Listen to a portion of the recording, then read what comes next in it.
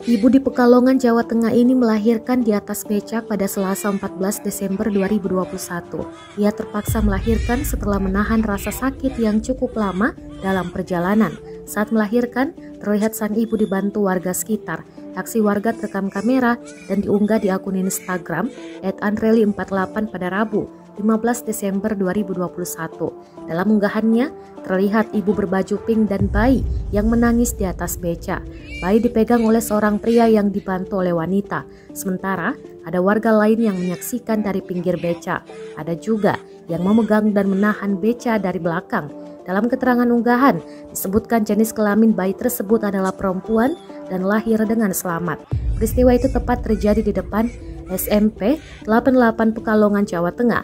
Dalam unggahan video itu diketahui ibu yang melahirkan ini warga dari Pabean Kraton, Pekalongan Utara, Pekalongan, Jawa Tengah.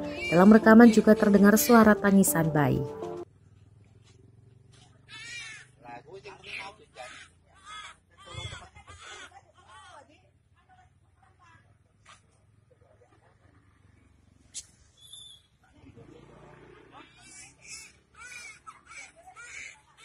Terima kasih sudah nonton. Jangan lupa like, subscribe, dan share ya.